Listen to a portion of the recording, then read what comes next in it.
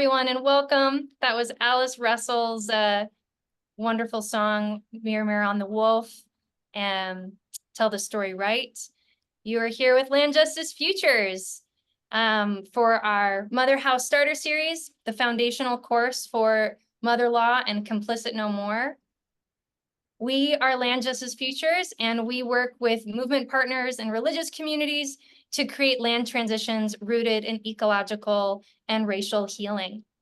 So we seek to heal stories on sacred lands and liberate land and relationships from colonial constraints in the service, we hope, of life.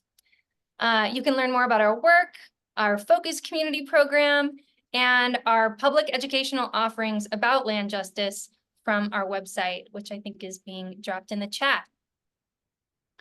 Hopefully y'all were already with us for session 1, so you know what this Motherhouse Starter Series is all about. It's about mother law, it's about being complicit no more, and it's about the relationships and the movement context that it comes from. So hopefully you have a little bit of that context and know a little bit about those relationships from session 1 or our introduction. Along those lines, we're here as a springboard for our own remembering, to reclaim our authority and the mother law that lives within the seeds of our own cultures and lineages.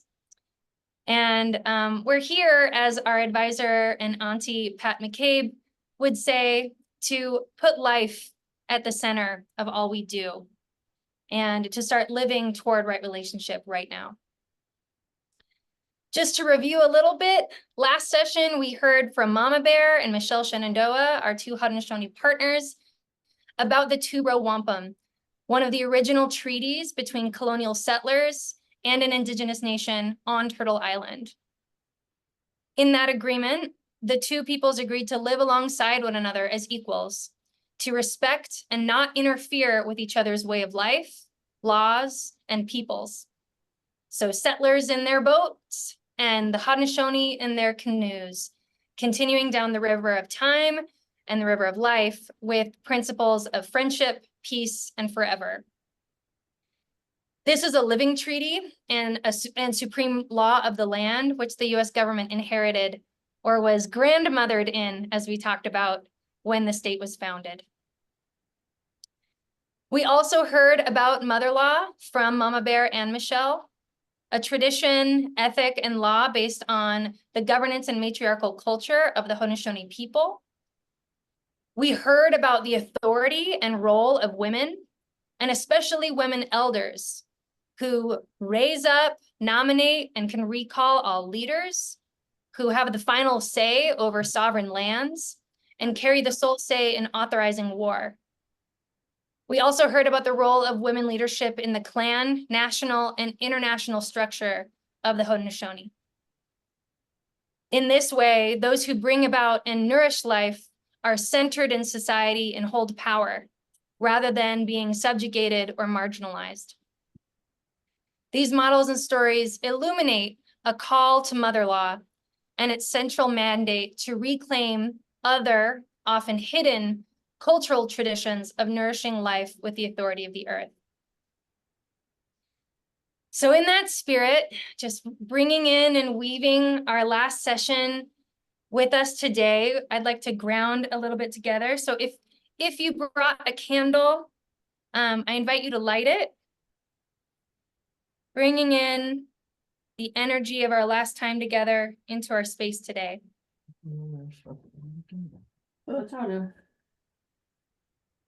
And I'll ask you to just bring to mind something that's been with you since last week.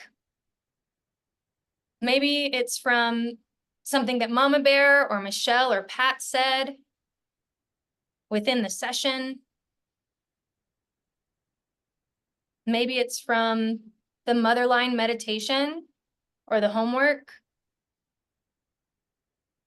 Just bringing this last session in from last week with us. Maybe it's a feeling or a word or a phrase or a question that's been ringing in you.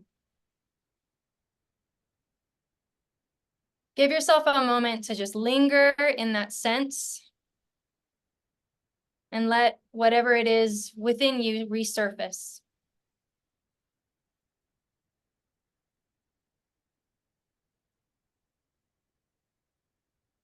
And when it's there, when it's ready, or when you're ready, I invite you to drop that word or feeling or phrase into the chat if you're comfortable.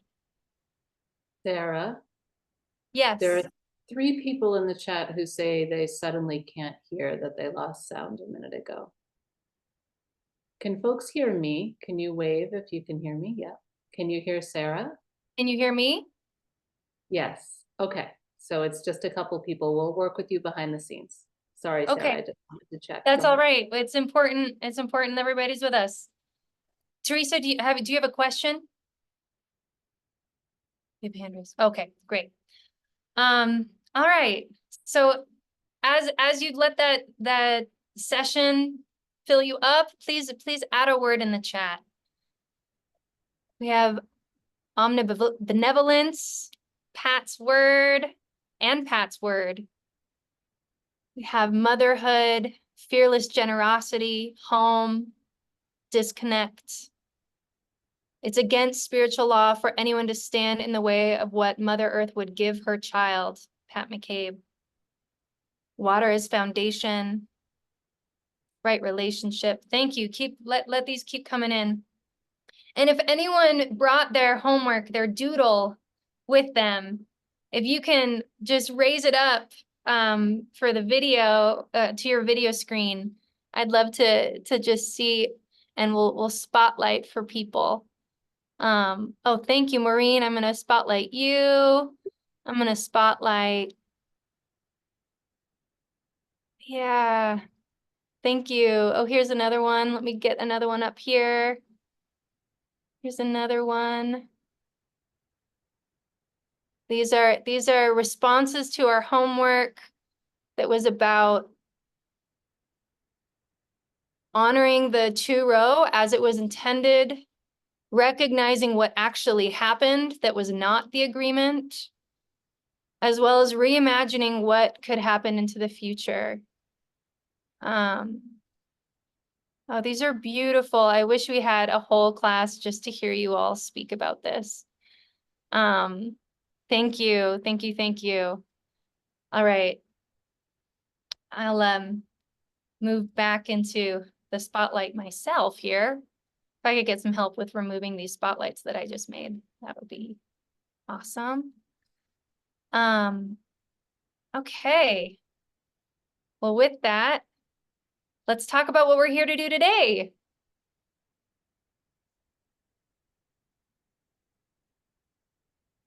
Okay. A little bit of housekeeping.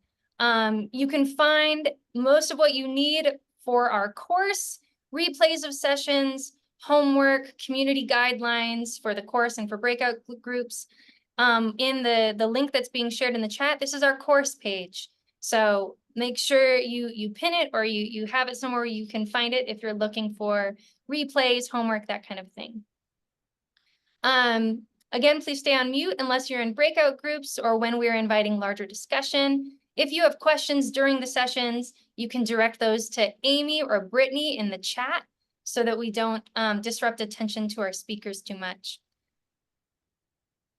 Also, if you need to be in touch with us after the session, you can always email us at hello@landjusticefutures.org.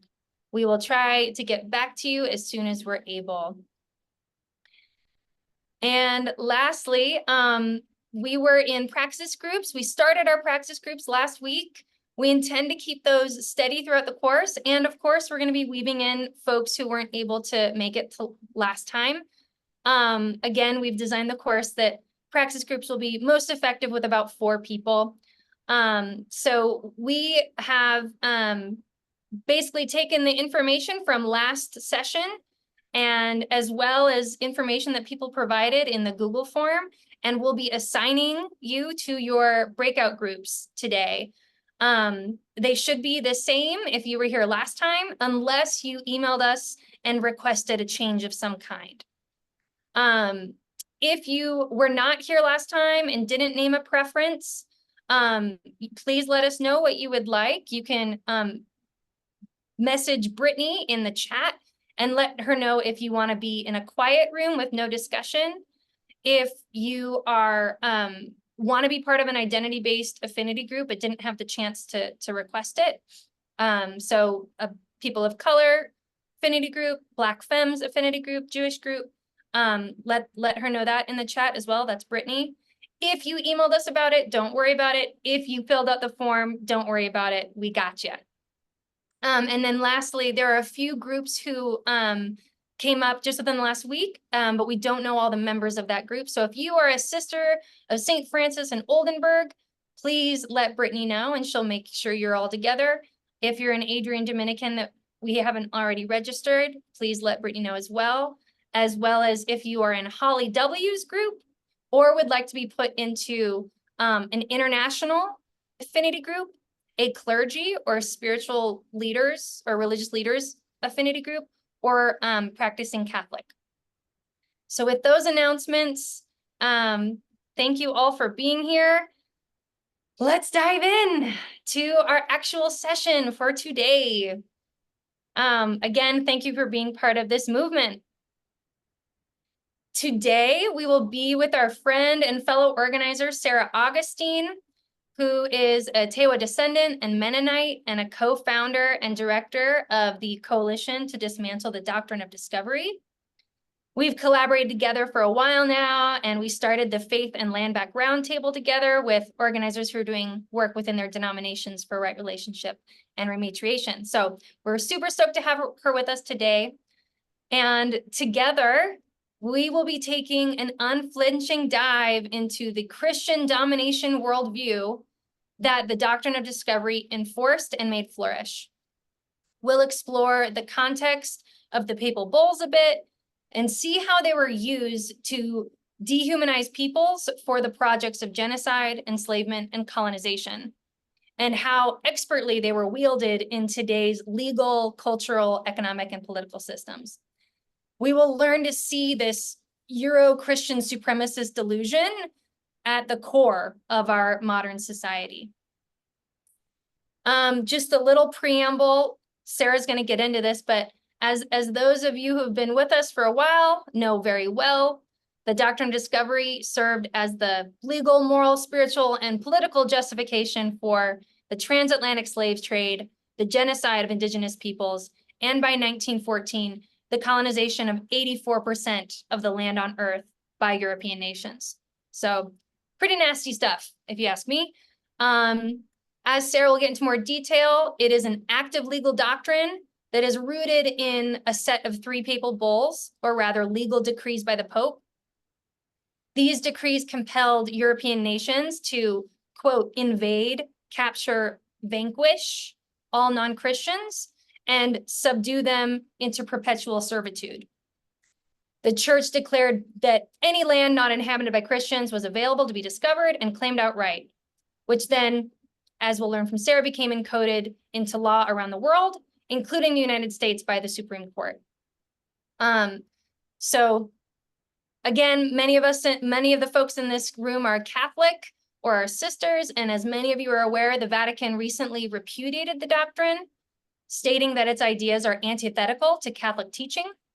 However, that doesn't change the fact that this doctrine is still an active legal doctrine and a linchpin in the foundation of modern property law and sovereignty, and nor does it change the fact that the doctrine and everything, the belief system that is entailed in, that those things have not been encoded into our culture. They have, and they go way beyond law, but into the fabric of our worldview and relationships. So I'm going to ask Sarah to come up here, and we'll just be getting into it today in terms of the Doctrine of Discovery, its repercussions, and how we see it alive today. Thank you so much for being here, Sarah. It's an honor to have you. It's an honor to be in a relationship with you with this Mother Law Collective and with the campaign to be complicit no more. So thank you for joining us today. You bet. Hi, Sarah. It's so good to be here. So good to see so many friends and colleagues from across many different contexts. I'm Sarah Augustine. I look forward to sharing with you today. And I want to begin by just introducing myself a little bit. I say I'm a Tewa descendant, which is true. I just want to be really clear that, as you can see, I am more than 50% Native American or Tewa indigenous. I'm also from more than one tribe. I have descendancy from more than one tribe. But actually, the doctrine of discovery itself has created a legal construct in the United States whereby I am not a citizen of any indigenous nation. So, and I can get into that a little bit, or if you want to know more about that, I have written about that extensively. So, one of the things that Sarah asked me to make this presentation about in Land Justice Futures is what are the impacts of the doctrine of discovery? And so I wrote a book about this, actually called The Land is Not Empty. And my original title for that book was The Doctrine of Discovery and Me. My publisher did not love that. They didn't think it was catchy or would sell. But my idea was that my entire life and context and who I am as a person is defined by the doctrine of discovery. So who I am as a person, the life chances that I have in terms of my life expectancy and all of my health outcomes, all of that, my wealth, my access to resources, my access to institutions, all of that is defined by the doctrine of discovery. Today, me, the person I am, this embodied person. And that's true for all indigenous peoples. Guess who else it's true for? Every one of you. The doctrine of discovery defines all of that for every one of us. Some of us are beneficiaries of that doctrine, and others of us are victimized by it. And so I want to make this really clear. This is not something that happened 500 years ago. Oh, there's some dusty papal decrees. We're going to talk about those a little bit.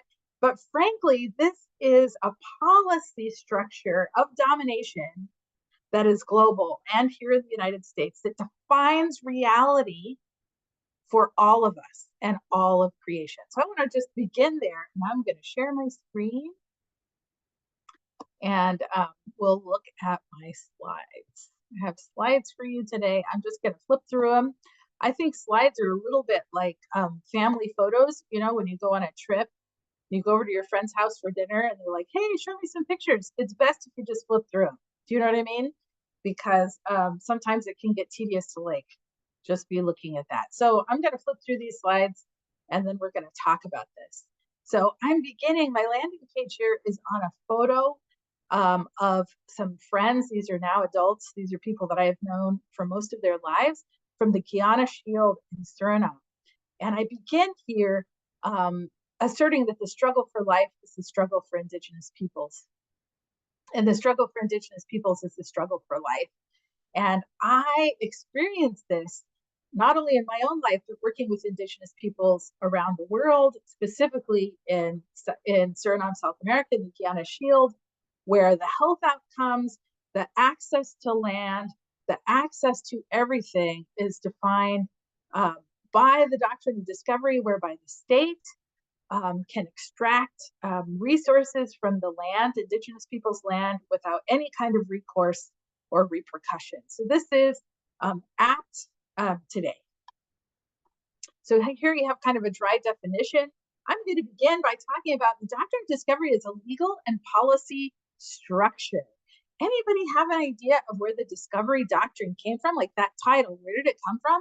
Well, it was coined by the Supreme Court in the United States. That's not to say that it was invented by the United States, but it was coined by the US Supreme Court, John Marshall, in 1823. It's a legal doctrine, the discovery doctrine. So let's talk for a minute about what a legal doctrine is. A legal doctrine is a paradigm. So it's more than a law. Some people talk about the doctrine of discovery as a law. It's not a law. It's a system for creating laws and policies in exactly the way that segregation is a system for creating laws and policies. So was there a law of segregation? No, we know there were hundreds of laws based upon segregation because it impacted every institution in the United States, right? It impacted the education system, the public health system, transportation system, housing system, criminal justice system. All of these systems had laws that were based upon segregation. And the doctrine of discovery is exactly the same. It is a legal and policy structure, and hundreds of laws are based upon it. In fact, elements of our Constitution are based on the doctrine of discovery. Part of the UN Charter, the Charter of the United Nations, is based upon the doctrine of discovery. So we're going to do a bit of a deep dive into what it is and how it came about. But in summary, what I've put here is it originated with the Christian church. And we still see it in Christian doctrine today, and Christian theology today. So it's expressed in the law and in policies that define reality for us all, because laws and policies are the rules by which we live. But it's also reproduced in the culture over and over and over again. So we experience it in our culture, many of us, when we're going to church and worship, the various ways we interact with each other, we take many of the principles embedded in the doctrine of discovery for granted, because it just feels like that's just reality. That's the way the world is. Okay, so let's talk about a little bit about where it came from. So in the 14th century, the first international law was created by the Catholic Church. It was established by the Catholic Church. So we had, in Europe, there were individual states, that is to say nation states, that were governed by the Catholic Church. And so the first international law were a series of dictates by the Pope to help these states interact with each other. So the church used Christian doctrine to justify the seizure of lands that were discovered by Christian monarchs. So let's talk about what that means for a moment. At this stage, Europeans have the technology to navigate oceans. Of course, people have been navigating oceans for a while. What they had the ability to do, they had the technology to take armies across the ocean. So, and conquest across the ocean. So as Europe had the ability to do that, there was kind of a race on for resources between these European states. So what the Catholic Church did is they created rules so that these states in Europe would not be at perpetual war with each other. So the Catholic Church said, okay, we're gonna create a system of rules so that European states understand who gets to have what.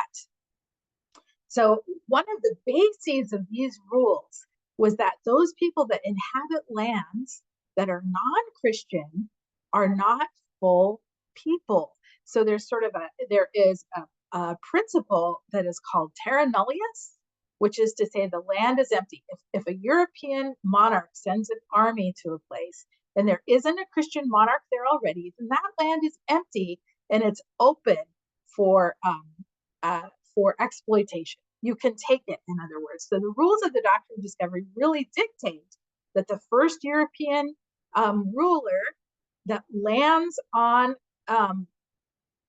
part of the New World, that was called the New World, if there wasn't another Christian ruler already there, then they had the right to occupy it and own it completely. And so our land tenure system across the discovered world, which is to say North America, South America, Central America, Africa, parts of Asia, the Pacific, all of these regions that were colonized by European states, the rules about who got to have what, those rules are still in place, and they say that the state can own everything. They are the only entity with the right to fee simple title based on their supremacy and getting there first. They were the first European state there. So let's talk a little bit about these papal bulls.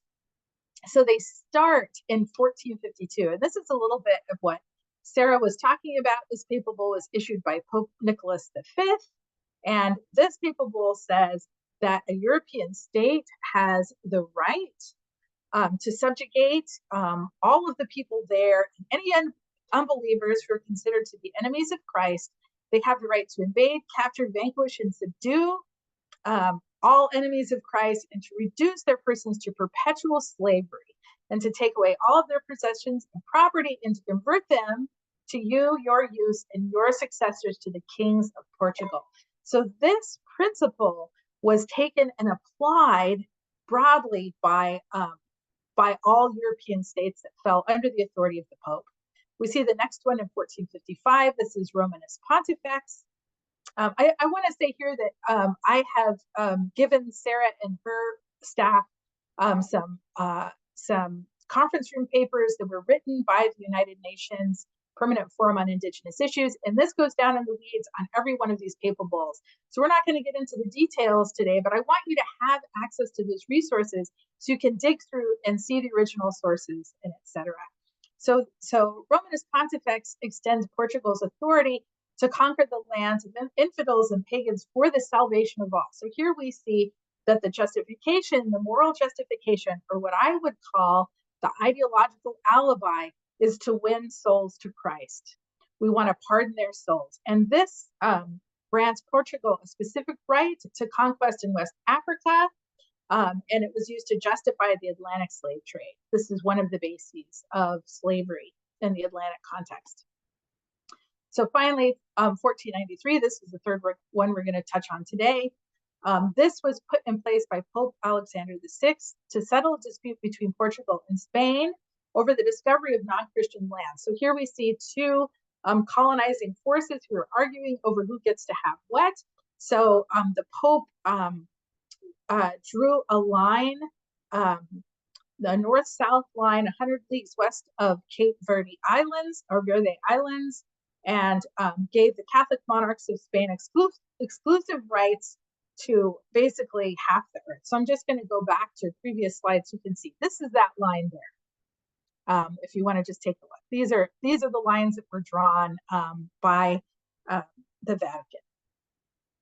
Okay, and so and once again, to bring under your sway the mainland and islands with their residents and inhabitants, and to bring them to the Catholic faith. So what we have here is an international authority that is making policy, which is going to be used to create laws by European states to own land. So what is the purpose of the Doctrine of Discovery? The purpose of the Doctrine of Discovery is to second resources, or to take resources from lands that Europe had not previously had access to, that Christian monarchs had not previously had access to. So this is really a rush on land and resources. So I'm going to talk about some of the theological bases of the Doctrine of Discovery. There's this idea that many of you, I'm sure, yes. Okay, so I'm just landing on the logic of manifest destiny. And this is sort of some theological grounding of how this came about in terms of the ideological alibi. So many of you probably have heard that Israel had a covenant with Yahweh, the creator. And so that covenant made Israel the chosen people of God. This is not Jewish theology at all. Don't hear me say that. This is Christian theology. Okay, and so with the coming of Christ, that exception is extended to the church. So with Christ's sacrifice, Israel is no longer the chosen people. The new chosen people is the Christian church. So the Christian church has a covenant with God, and therefore they have God's authority. So when they come into a new land, they are coming with the full authority of the Almighty. And in fact, this was what the Spanish especially, and also other states, came in with an army and read a decree, often in their own European language, letting indigenous people know, we are coming with the authority of God, and you will either give us everything you have and convert, or we're going to kill you. Okay, then we also have divine mandate. So this divine mandate comes from Romans chapter 13, and it says in Romans that any authority that is in place on earth is put in place by God. And if you defy that authority, you are defying God's authority. And then finally, we have the Great Commission. And I'm not going to go into, I've done a lot of writing about the Great Commission. So I'm not going to talk about whether this is true or accurate. The justification, rather, was in using the Great Commission is saying that Jesus has called on the church to make disciples in every land, which means that Christians have the authority to go into every land with the purpose of conversion. So in this case, under the Doctrine of Discovery, that conversion is not simply a faith conversion, but the annexing of all land and resources.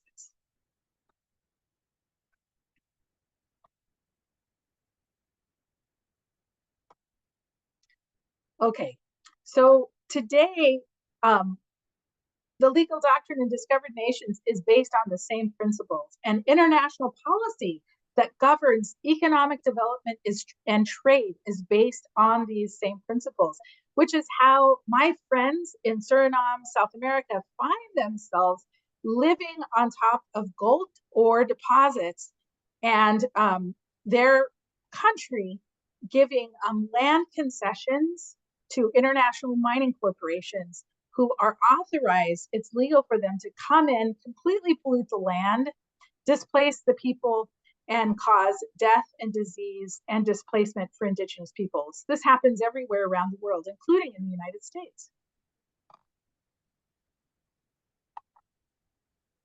So here's another way that we see this kind of manifest destiny conveyed. So here's a quote from the presidential inauguration of Donald Trump by Paula White.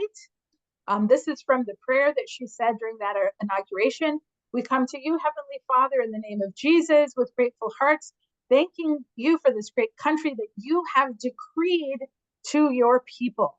So this is absolutely based on this idea that God has chosen the people who came to the United States, those European people, and they are not only justified, but ordained to come and own the entire continent. So we acknowledge we are a blessed nation with a rich history of faith and fortitude, with a future that is filled with promise and purpose. Of Donald Trump. So we recognize that every good and every perfect gift comes from you, and the United States of America is your gift. Okay, so let's talk for a minute about what settler colonialism is. It describes an occupying force coming into land with the intention of destroying whatever societies are already there and building a new society on top of what already exists. And this is the reality that indigenous people across what we call the discovered world experience today. This is not something that happened once, it is an ongoing process. So in settler colonialism, it is presumed that the occupying society is superior. So the values and norms and culture of the occupying society transmit, affirm, and reinforce this supremacy. So we see this in the culture and also in Christianity in so many different dimensions. So if we wanted to move towards decolonization, it requires the relinquishment of control, or identifying and challenging and restructuring and replacing the ideas, assumptions, value systems, and practices of a colonizing force. So that's what we're about.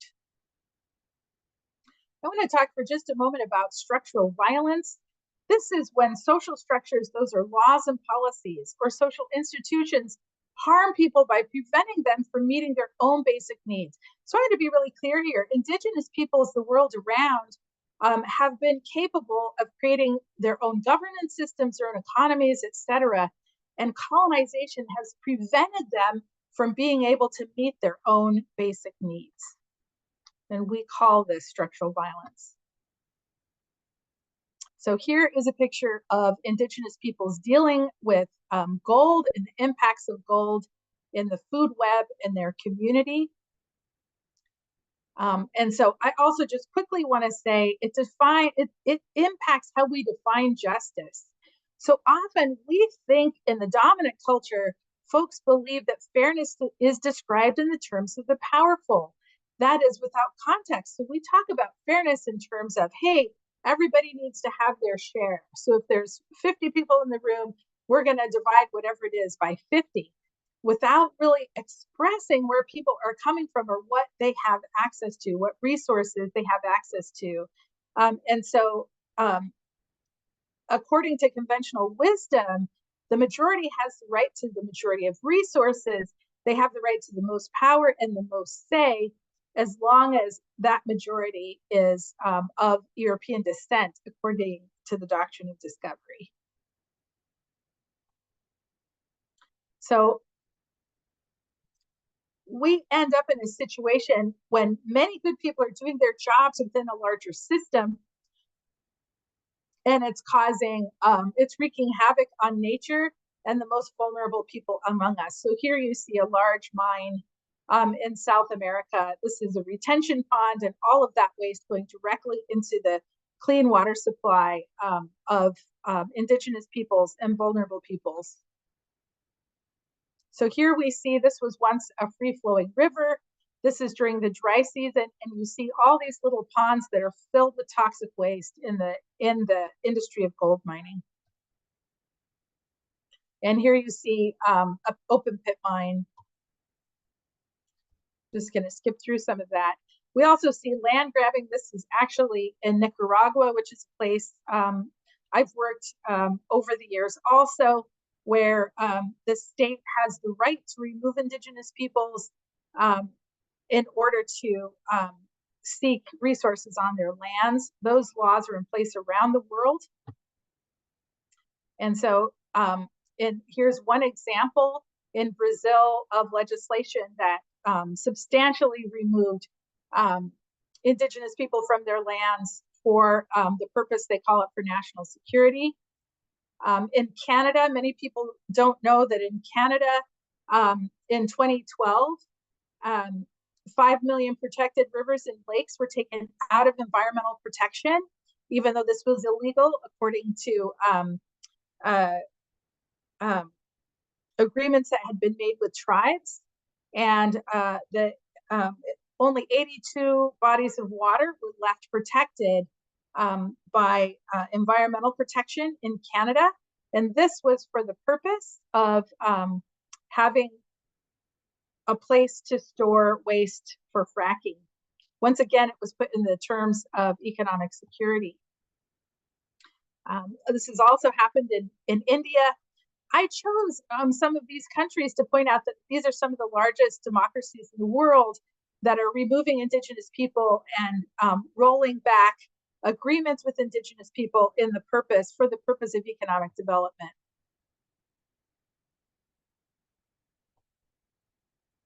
I love this picture. I just had to throw it in. I just think it's such a great picture. You know, what we are doing here together is we're trying to rise up to support land and water protectors and in the authority of indigenous women especially. And I really want to point out that we can't do that on every fourth Thursday. We really have to be doing it all the time in every aspect of our life, because here is the opposition. I love this picture from the New York Times. Here's a lobbying bonanza to open up the European Union for economic extraction. Okay, so in our coalition, I'm here today representing the coalition to dismantle the doctrine of discovery, and shout out to those people that are here from the coalition today. Our mandate is to undo what was done in the name of Christ, in the name of Christ. And I want to talk just briefly about what decolonization is. It's the relinquishment of control. And in the coalition, we've defined this in supporting the sovereignty of indigenous peoples, returning traditional lands and rematriation, and also in decolonizing Christianity, because Christianity itself has operated in a mode of spiritual superiority that is strengthened and acted often as the basis of systems of oppression. So people who are Jesus followers and find ourselves in a position today as Christians have to rise up and demand decolonization in our own faith traditions. Okay. All right, that was a lot of words. Thank you, Sarah.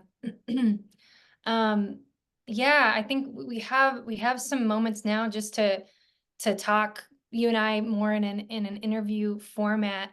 I guess one thing I just want to really pull out for folks who might be new, and we're getting a lot of information at once. Yeah, I mean, the doctrine of discovery, you know, it people speak of it as a because it is an active legal doctrine, and people speak of it in terms of its origins with those papal bulls.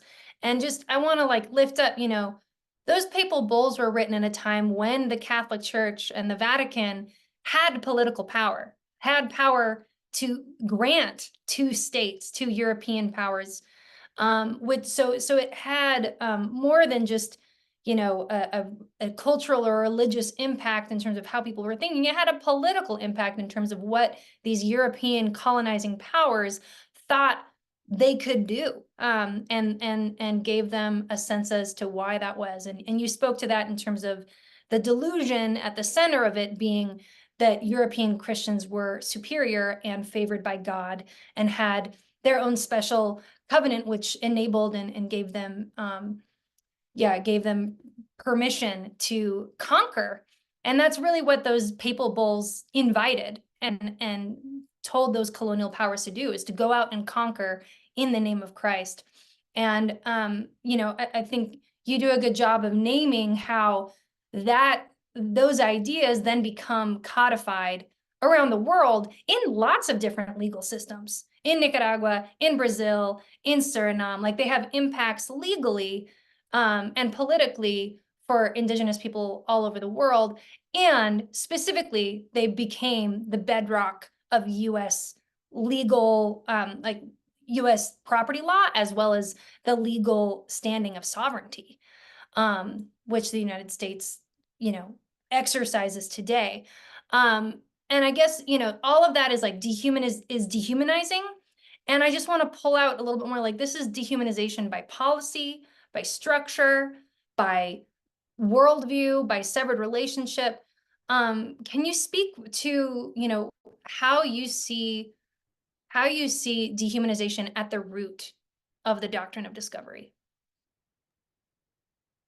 Yeah, so this goes back to this principle of terra nullius, which is this idea that the real kind of human, the real human, is a white person, and so or someone of a European. I mean, at the time of colonization, when Europeans came to this part of the world, that was the idea, that people were white people, and there were other beings here, indigenous people, African people, and they were something, but it wasn't quite human, not 100% human. So we see this expressed today in our culture in a variety of ways. But I'm just going to talk to you about my experience as a person. So I grew up in the underclass. I don't know if you've heard that term before. I grew up in poverty, and both of my parents grew up in Catholic institutions. They were both institutionalized. My father was taken from his family at birth, removed from his land and his people at birth. My mother entered a Catholic institution at age 11. And so they were forming a family, having been traumatized, and my father especially deeply traumatized by the neglect and abuse that he received in this institution. So think about this. These are two people who did not have access to wealth, culture, family, any of that. So you have two people who are then going to form a family. And what do you think that family is like? Well, I mean, one of the things I want to point out that I think is really important is that I just want to go down to the weeds here a minute. Do you know how wealth is transmitted in the United States, the primary mechanism, Sarah? Yeah. Inheritance. Well, that's just one. That's not the primary one. Did you know? Most wealth is transmitted in the middle class during the lifetime of the person, the older person.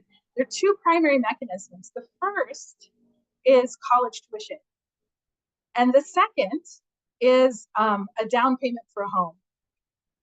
So this is how wealth is accumulated.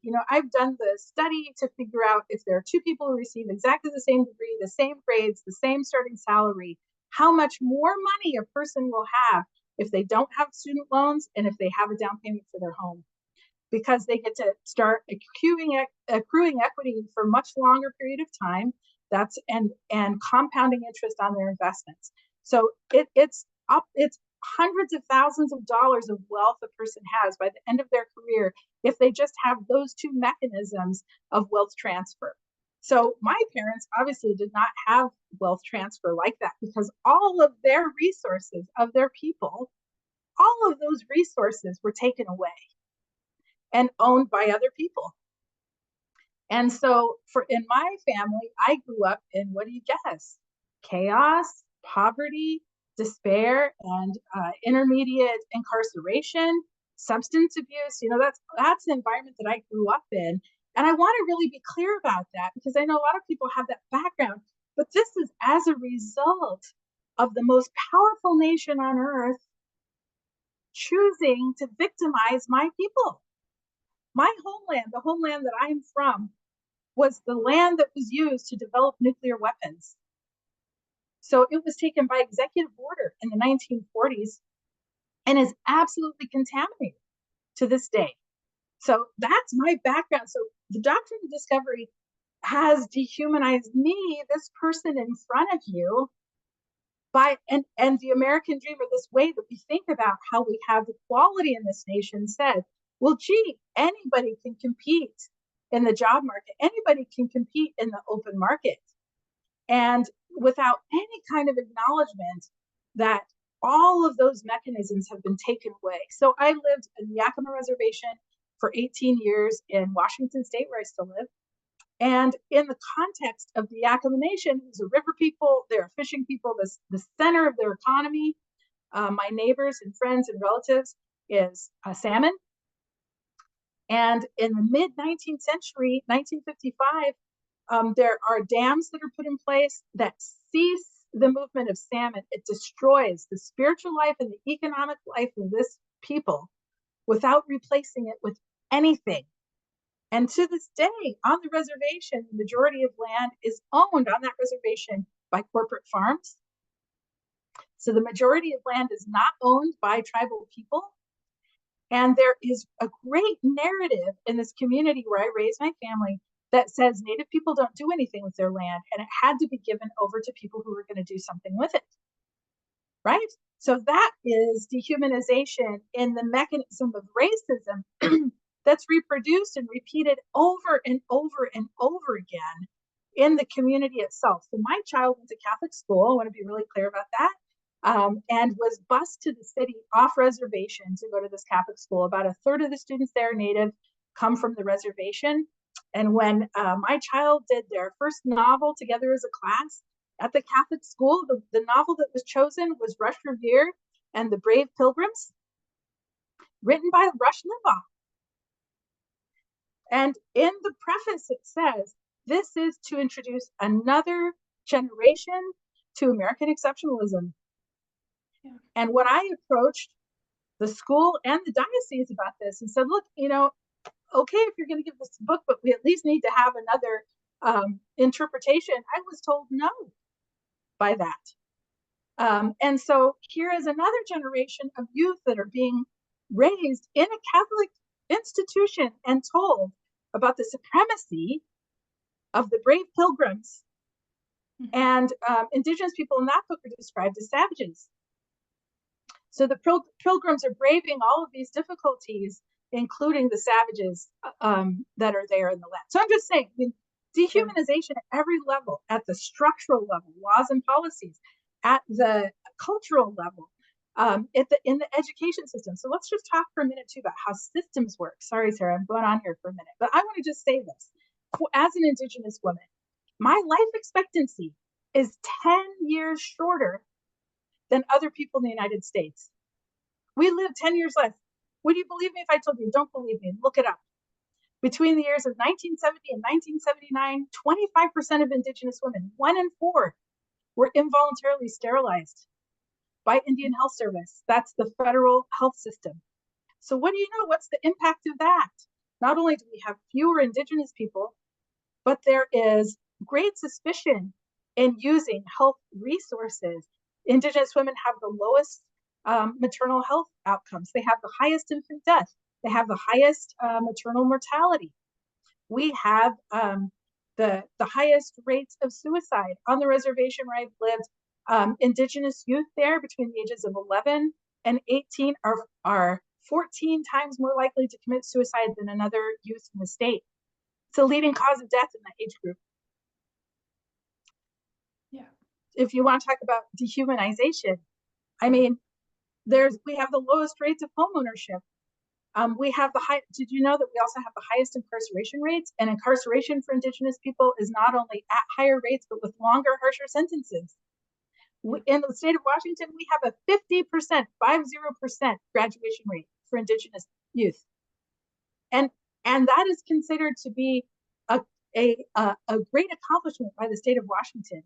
That's much higher than it has been historically. So I'm telling you, we are living under attack right now today. So we are dehumanized in every way a person can be dehumanized. So I'm gonna part with this one. So take a look. What do you think? I'm 51 years old. I'm a middle-aged Native lady. I've been a professor, and I'm an executive director of an organization. I don't know if to you I look like a criminal threat. I've lived in the city of Tacoma for a year, and I've been stopped for shoplifting 3 times. 3 times in 1 year. Dehumanization at every level, because it's built into the logic of the way we see the world. When a person comes into a store, there are people who count and people who don't count. Culturally, I'm one that doesn't count. I'm one of the people to be suspicious of, to wonder about, right? Mm, mm. Well, I just want to say, like, thank you for making it so, like, clearly personal, because this is personal. Like, we have been studying the Doctrine of Discovery and the way that it impacts the world that we live in and the history we inherited and the people who are in our lives. Like, it needs to be the people's lives around us that are also centered in our understanding. And so thank you for sharing your own story and just all of those facets of the ways in which dehumanization like moves through and comes through with a lot of different outcomes for health, for incarceration and housing, for schooling, for like economic well-being, wealth distribution, all of these things.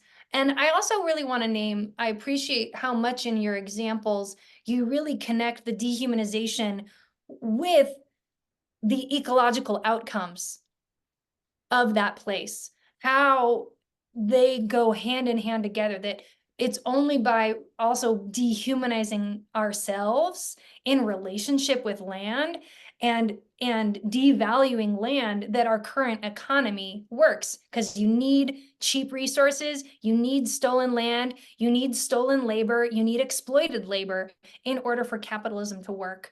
And I feel like you really named the way in which the Doctrine of Discovery set that whole thing up.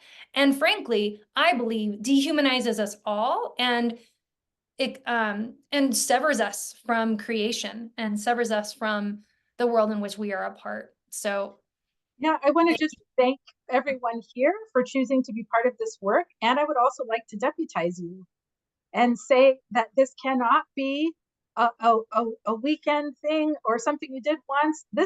We're struggling for our lives. And that means all of us, because these systems of oppression are destroying our ability to live on this planet in an integrated way at all. And so, human bodies actually are quite fragile, and we have a pretty narrow margin in terms of what we need in terms of water and air and soil in order to thrive. And we're right now destroying that possibility. And of course, our Indigenous elders understand this and have been shouting this out. So I really want to deputize you to fully embrace this work. In the coalition, we say, we are living side by side in this work. So in this work that I've been doing for more than 20 years, we are married, we're divorced, we have children, we have death, we earn degrees, we get our hearts broken, our cars break down. All of that is happening while we're doing the work. We're not waiting for the right time to do it. It's now, and it's for everyone. So I really want to thank you for choosing to be part of this. And thank you, Sarah, and those folks from Land Justice Futures for making this possible. And I also want to say, we want you, we need you in the movement. Of course, you're welcome in the coalition to dismantle the Doctrine of Discovery, which is a volunteer organization. And we are struggling with land and water protectors right now today across the nation. And we need your life energy in this work. So grateful to be here. And I want to just agree with you too, Sarah, that it's dehumanizing for everyone. And to lift up one last time, if you don't remember anything else I said, the Doctrine of Discovery is a policy structure like segregation. It touches every system in our world, just like segregation did. So do you think that white people in the United States, their life chances were impacted by segregation? Yes, their reality is defined by segregation. Just in that way, people in the dominant culture in the US today, your life chances are defined by the Doctrine of Discovery, but it's invisible to you if you're a beneficiary. If you're victimized by it, then you know it. And so, and one last thing, sorry, Sarah, I want to say I learned from a Apache elder this summer, Jonathan Oldhorse. He taught me this prayer, and I've been praying it every single day in the morning when I say my prayers at dawn. My people want to live. My people want to live. My people want to live. My people want to live. Can you hear me? Can you wave your hands if you can hear me? My people want to live. My people want to live. My people want to live. When my child was young, I used to touch her head and the heads of her friends, native friends, and say, every one of you is a miracle. My people want to live. Yeah. Thank you, Sarah. And I want you to live. I want your people to live. We're here because we want your people to live. And thank you for enlisting everyone here to be part of this movement. And, you know, we're going to continue to feel into how we are called to be for complicit no more. So if we're moving towards mother law and we're removing our consent from this segregation code, from this domination code, the Doctrine of Discovery, if we're doing that, what then is ours to do, given the places that we sit, the communities we're a part of? And I just want to name one last thing, because, you know, my people want to live. There are a lot of people who want to live right now who are under attack by imperial states. You know, my t-shirt is about one of them. You know, I'm really thinking about people in Palestine. And I also just want to lift up some words by another friend and in the work, who actually, you know, Sarah, you know, and I know I've worked with the coalition before, just also connecting the anti-Blackness of the Doctrine of Discovery. So Sarah Nahar, who is a scholar on these issues as well, from a Black feminist perspective, and just wanting to recognize that we have to challenge all parts of the beast. And one thing that Sarah reminded me was that, you know, the Doctrine of Discovery came about after the failure of the Crusades to conquer Jerusalem. And the Europeans' humiliation there turned into this vindictiveness, which you know, fueled the imperialism and religious racism. And so, you know, I just want to name that as we see, you know, folks have mentioned in the chat, the parallels with Christian Zionism. That is very much the case, and Zionism. And I just want to name, like, the DoD, as you showed in your slides, named Saracens as one of its targets, one of its dehumanized targets, which was their word for Arab Muslims. And so, and all this is also happening at the time of the Inquisition and the expulsion of Jews from Spain. So all of these things are really connected. And I just want to name, you know, that there's work being done around confronting the Doctrine of Discovery within Black scholarly and activist spaces, for those who might be interested, and making the connection between the kind of Code Noirs and the Doctrine of Discovery, and the way that anti-Blackness functions, and in the way that Islamophobia functions and anti-Semitism functions. So we can share more resources about that after this session. So yes, Lucy, there is so much to grieve and there is so much to repair. That feels like a good summary. For right now, we're going to move into some praxis groups in a moment, but just to let this share land, I would love to share this Linda Hogan poem. I'm gonna pull it up. This is Sickness, and Linda Hogan is a Chickasaw poet, writer, and Pulitzer finalist. And this is her poem, Sickness. If we are all one, then in my hand is the mortal enemy, the one that felled the forest, struck the fire, the doctors of torture living at the edge of sanity that, like broken glass, does not call itself sharp. In sickness are the stories of a broken world. It is the wedged cut in a tree, the strike between match and wood. It is the way children of burned deer walk out of the fire. I am the child of humans. I've witnessed their destruction inside myself and crawled along the ground among fallen trees and long grasses. Down there, I saw disease. It closed doors, turned on light. It owned water and land. It believed in its country and followed orders. It went to work. It tried to take my tongue. But these words are proof there is healing.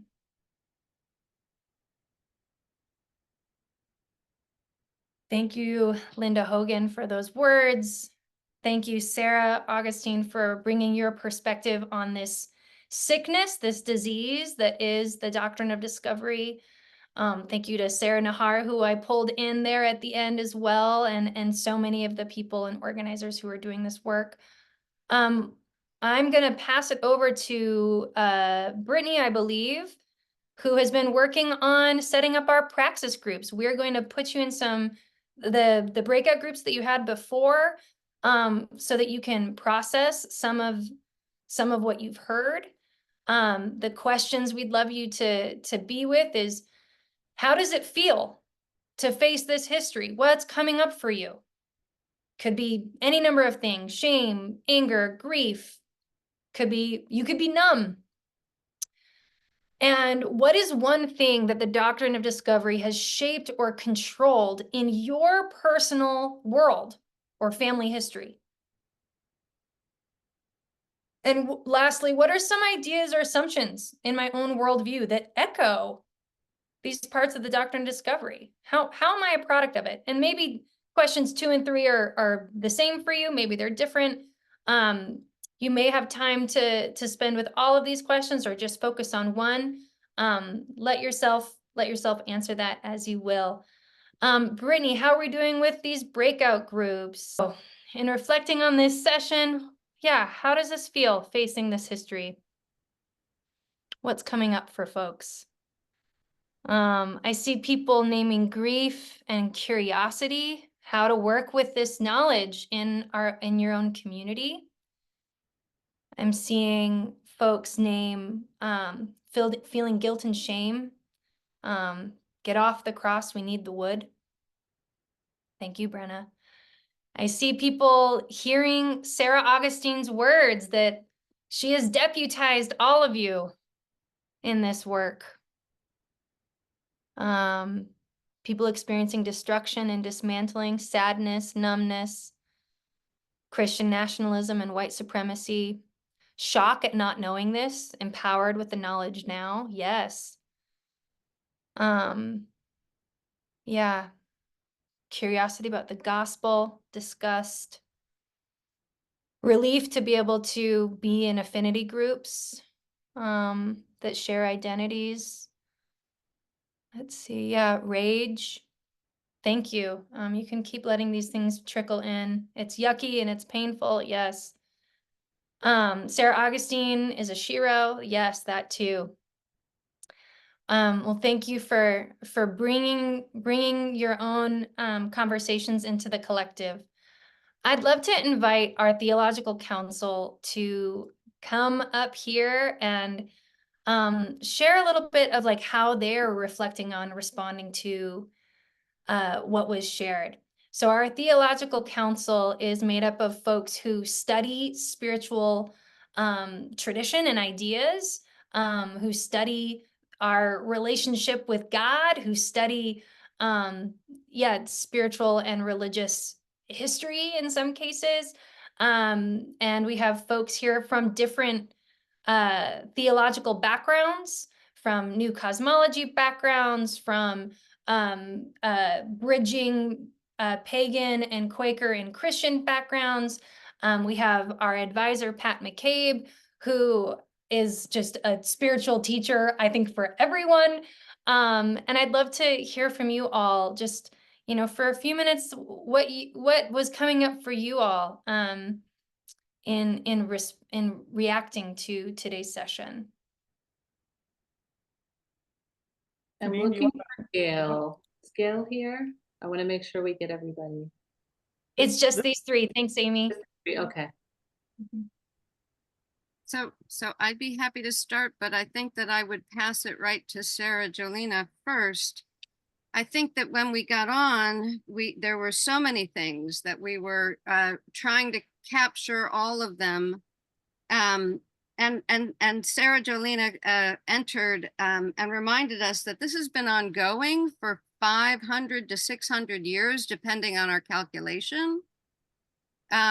So the anxiety of figuring it all out in the next 15 minutes, I think the sense of really needing to sit with the history and to sit with our partners and to share that grief from a variety of places is a spiritual posture that is not often one. I don't think that the theological expert isn't kind of asked just to sit in the grief. So I don't know if Sarah Jolina, you want to say a little bit more about that? I was actually going to pass to Pat because I think what you're saying there, the impact was so amazing, and then I can chirp back in. Well, I was saying that we were talking. Sarah Jolina was saying that she was sad that so many people were saying they couldn't hear Sarah Augustine, and we were talking about partly because she was speaking fast, and I was saying, you know, I think part of that speaking fast doesn't only have to do with us here in this structure. It has to do with this sense that a lot of emotion after this first part, that this might be the one and only chance to speak on this subject with people who are here to listen. And so you got to get it in. You got to get it in, you know, and you know, everything that she had to say afterwards, I felt like was really coming from that place. So there is a need to, you know, I said, once we kick that door open a crack, to be with it, to spend time, maybe not only in this course, with what came up, and be, I don't know, I guess for myself, I would say prepare for some spaciousness around this. And I think for me, especially putting it in the context of segregation, we have this example of how this mindset got broken down in some ways, at least on some level, and in legal terms and such. And so yeah, there's a big movement here, but I'll pass it back to you, Sarah Jolina.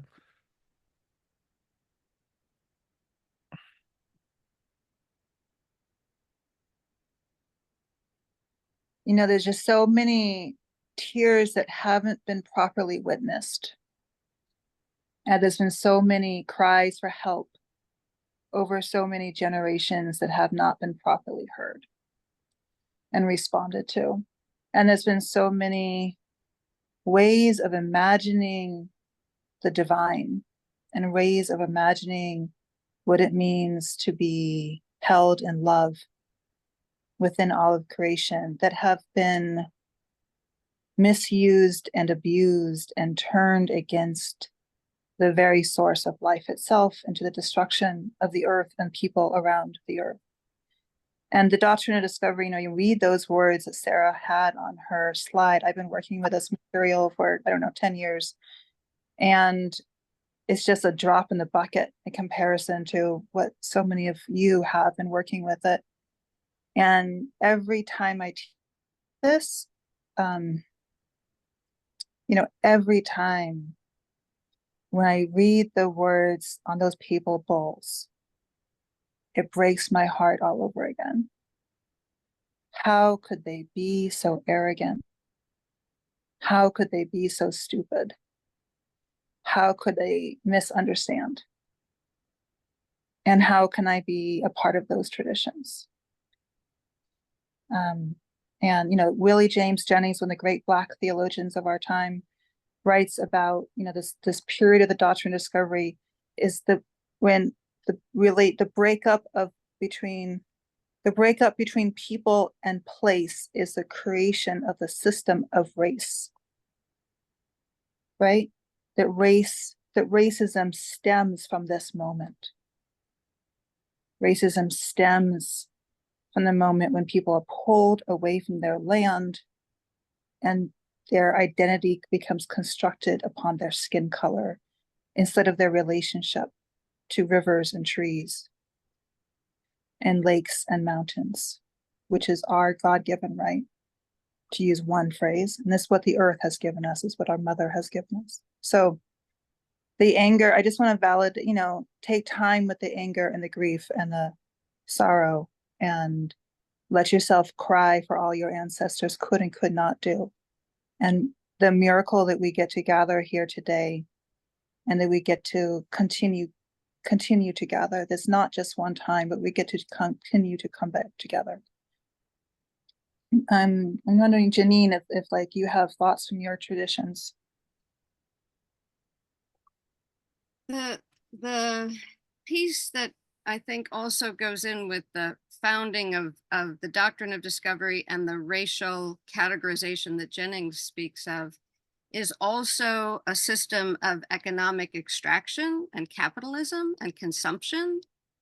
And I think that piece of taking ourselves out of that modern Western project of capitalism and consumption, there are elements in the biblical text that speak to that. And I think that what I see in studying both the biblical text and this history is that it was always a text that could be used in multiple ways. And when you named the Doctrine of Discovery as arrogance, yes, arrogance, but I think of it more in terms of how could they be so sure, right? How could they be so sure that this was the text, the tradition, the way of salvation, the only way of salvation, when the wonder of creation and the wonder of God, to me, invites us into that sense of, beyond our certainties, beyond our own arrogance. But I really appreciate Sarah Augustine pointing us to Romans 13. There are elements of the biblical text that are simply texts of terror. They simply are. That's what they've been named by biblical scholars in feminist tradition to say. There are some elements of our own sacred text that embedded within them are systems and structures of domination, right? And I think that wrestling with that text and recognizing that it doesn't stand alone, it's always used, that we might find resources within, so speaking from a Catholic and Christian perspective, we might find resources in the text of our tradition, and always be kind of thinking about the ways that it's wielded in the past and how that past comes to us in the present. So I would say that in listening to Sarah Augustine today, a thought that has never occurred to me came to me, which is the evangelism in Christianity, which is the decree. And remember, I was raised in the Dutch Christian Reformed Church until I was 14. Came to, it's our duty to give others the chance, and then it got much more carried away than that to just propose. It became imposition of converting. But I just really felt like, was that like this tactic that actually had a geopolitical, economic counterpart, but it was more for the lay people who were carrying out a faith to say, yeah, and we're just trying to bring everybody into the one true faith and to Jesus. And I guess, so then it would go along that, we might as well be in charge of the land and the money and the schools and the everything else, because that's all just moving towards it. But somehow I just saw this strange motive that I hadn't quite noticed before with the evangelism coinciding with this. And then in terms of the text and this idea of that was my big question, is what have we been doing with the discrepancy? It's like right here in front of us. When Sarah points it out, it's like right here. So what is that mechanism of discrepancy? But this idea of how could they be so sure? What was the arrogance? I just want to point out that simultaneous to this, a whole nother spiritual sect, which was deeply involved with the doctrine of discovery, was running, and that was the Freemasons. And their whole way of using magic and mystery and sorcery to also establish nation states. And I guess in some ways, I think Christianity would be looking at over there on the other side of the fence and saying, well, that's suspect. But when we look at this, what we just heard today, I'm not seeing a lot of difference.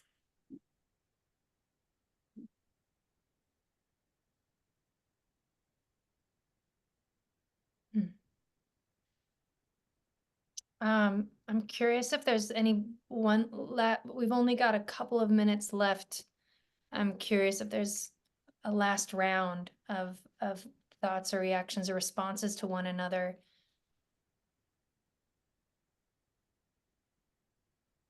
Well, one thing that came up for me, because I'm really interested, because there's so many different kinds of, at least as I look at the world today, of different kinds of denial of realities being really rattled, if not shattered.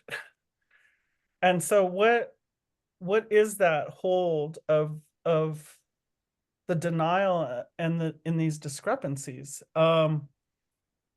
Just really pondering the nature of that deeply right now, and really curious to know if I know there's a relative, Joe Hubbard, here. He's from my people. He just did a shout out to me here, but I'm just curious, like, how do indigenous people who still identify, and I was thinking more like in Latin America, who identify with the Christian faith, how are we holding that discrepancy ourselves? And I say I have a lot of compassion. I know there's a lot of indigenous people who get very riled up, especially younger people, I would say, about that there are any indigenous Christians, because they're saying, don't you understand, you're taking on the enemy's methodologies and etc. But I say, that faith, because Jesus was very close to me when I was in the church. I'm no longer affiliated with the church, but I say, I think Jesus got me through an awful lot of the fallout of attempted genocide. And so when I look at other people and I see them finding whatever relief they find in whatever parts of Christianity that they can, I say, leave them be, leave them alone. So I have a lot of compassion, but at the same time, there's, what is at work here, I guess. Yeah.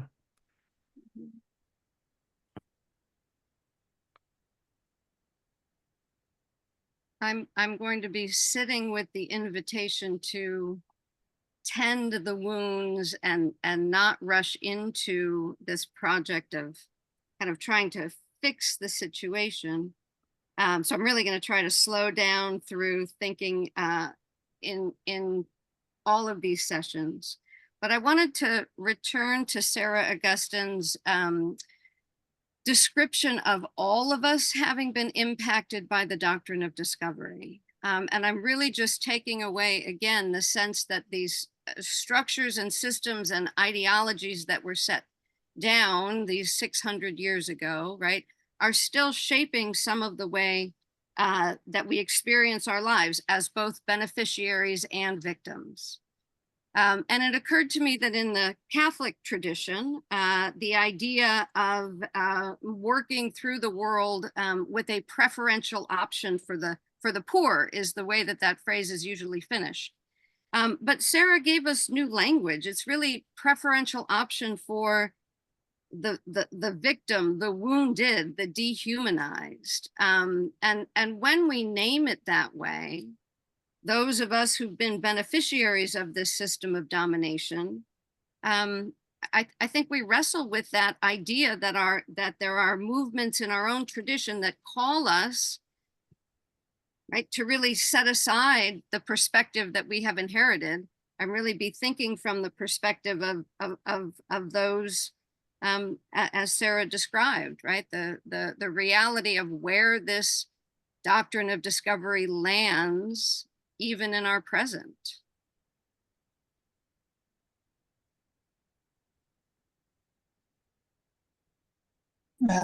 Some of the great liberation theologians say, everyone calls you a saint when you feed the poor, and then they outcast you when you ask, where does poverty come from? And the doctrine of discovery is where a lot of poverty comes from.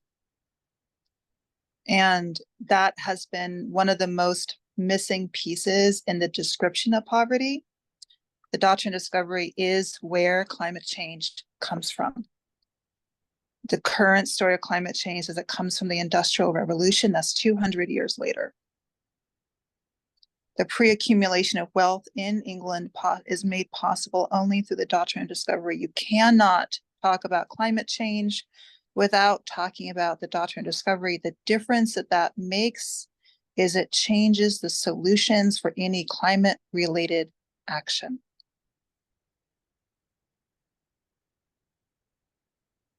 And to do that properly,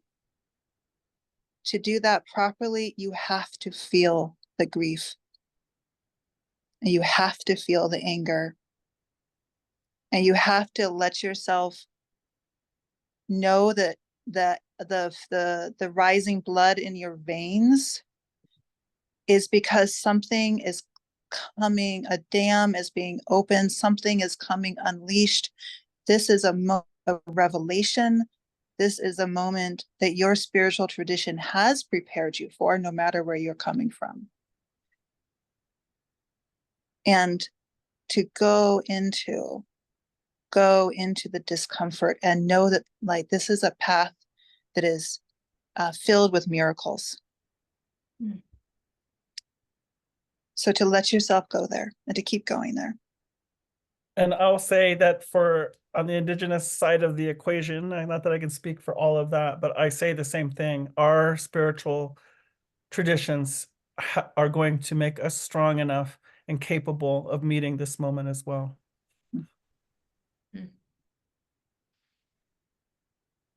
Yeah, for those of European traditions, like, the mother is with us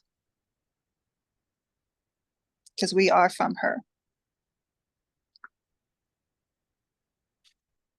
Well, thank you, Pat. Thank you, Janine and Sarah Jolina, for offering these reflections of Theological Council.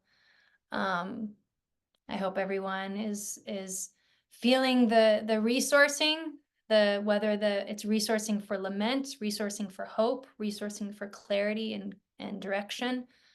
And we're just so grateful for you to be with us in these sessions. We are coming up on the hour, and so I am going to just briefly preview what's coming up for next Monday.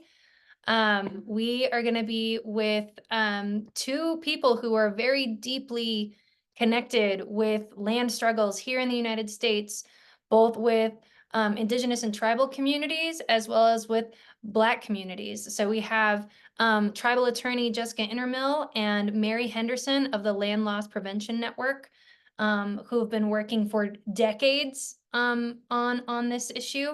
And we'll be unpacking how the Doctrine of Discovery actively was functioning in the United States and continues to function today in terms of dispossessing Indigenous and Black people of land.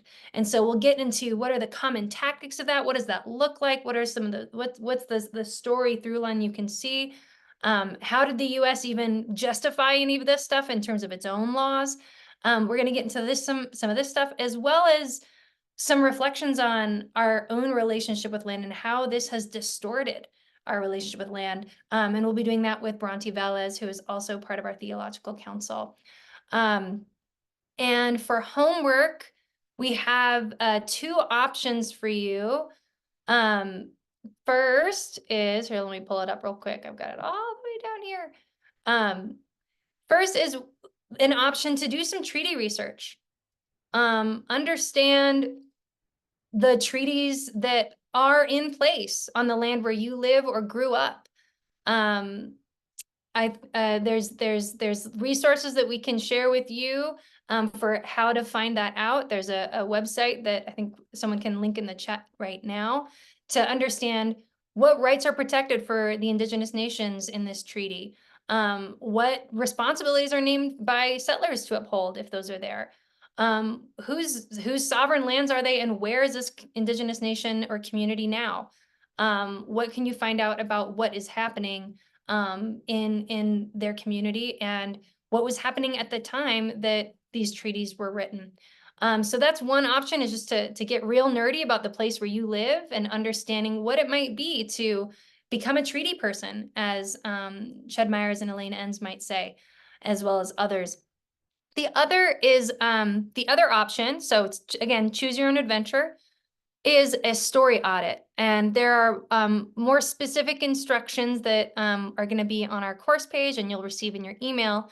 But basically, we invite you to choose one element from pop culture. So a movie, a book, a song you grew up with, and to look at it with the lens of where do you see the belief system of the Doctrine of Discovery embedded within it. So there'll be some specific instructions for how you might do that, as well as a fantastic quote from Ursula Le Guin's The Carrier Bag Theory of Fiction. And we just invite you to do those steps and reflect at the end with some reflection questions. So you will see these 2 options for homework on the course page as well as in your email. And then lastly, there is a deeper dive that we want to offer for folks who just really want more history of both colonization here in the US and land loss and dispossession, as well as the histories of resistance. We have a recording of 2 narratives with some worksheets that you can do with 2 to 3 other people that we highly recommend for focus communities. I believe this is something that you have already done, but we really invite everyone to do it because it's a really thorough look at what we've inherited and what is alive today.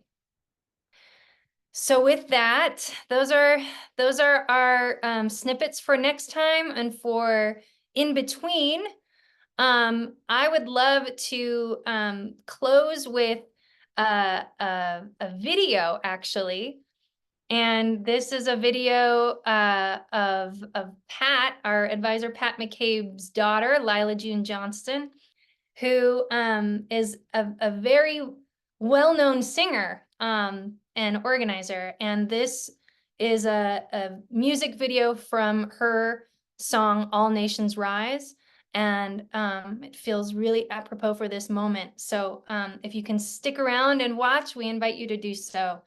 And I'll get off screen and we can play. Indigenous people, shine your light, we are equal. I remember the days when our prayers were illegal. I remember the days when being Indian was lethal. Yeah, we had a rough past, but get ready for the sequel. Get ready for the glorious comeback of our people. Oh, yeah. Rise up, all you warriors of love, all you answers to the prayers of our ancestors from above. I can feel it in my heart. Can you feel it in your blood? I can hear the seventh fire calling us to wake up, wake up. All nations rise. Rise up, 'cause now's your time.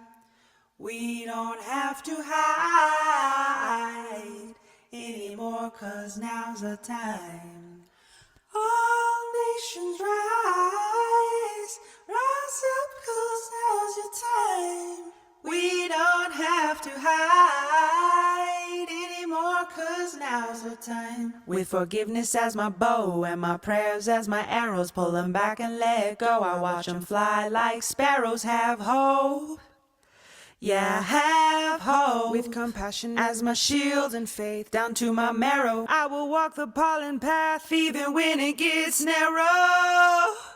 Yeah, yeah, I resurrect. Yes, you can bet that we seen the single mama raising children on the res. We seen domestic violence tear apart what we have left. We seen the alcohol take it all and leave us dead. We seen the children take their lives when they can't take the dread anymore. It's a war. Can't take the dread anymore. It's a war. No, we can't take the dread anymore. It's a war. No, we can't take the dread anymore. It's a war, but we've seen it all before. And now we know we can change it, 'cause that's why we were born. We know we are the ones that we have been waiting for. We are the ones Grandma has been praying for. So rise up, all you warriors of love, all you answers to the prayers of our ancestors from above. I can feel it in my heart. Can you feel it in your blood? I can hear the seventh fire calling us to wake up, wake up. Pueblo hermoso, levántense, es nuestro tiempo. No tienes que esconderte más. Ahora es nuestro tiempo. Mujer indígena, tú eres tan sagrada. Traigas medicina de tu suelo todavía. A pesar del abuso de tu cuerpo y tu tierra, respetamos tus ancestros y la suya cultura. Hombre indígena, tú eres honorable y yo veo la fuerza que todavía sobrevive. A pesar del abuso de tu raza venerable, yo respeto tus ritos, tus danzas, tus padres. Somos guerreros del amor y guerreros de la paz. Sí, no vamos a escondernos más. Somos guerreros del amor y guerreros de la paz. Sí, no vamos a escondernos más. They say that history is written by the victors. But how can there be a victor when the war isn't over? The battle has only just begun, and Creator is sending His very best warriors. And this time, it isn't Indians versus cowboys. No, this time, it is all the beautiful races of humanity together on the same side, and we are fighting to replace our fear with love. And this time, bullets, arrows, and cannonballs won't save us. The only weapons that are useful in this battle are the weapons of truth, faith, and compassion.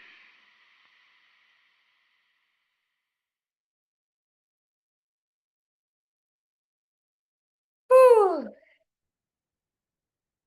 Thank you, Lila June, for giving us permission to use her song, which was written for the Black Hills Unity concert back in 2016.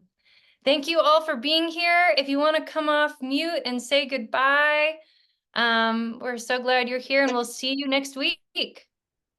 Thank you so much, everybody. Thanks, everybody. Bye. Bye. Thank you so much.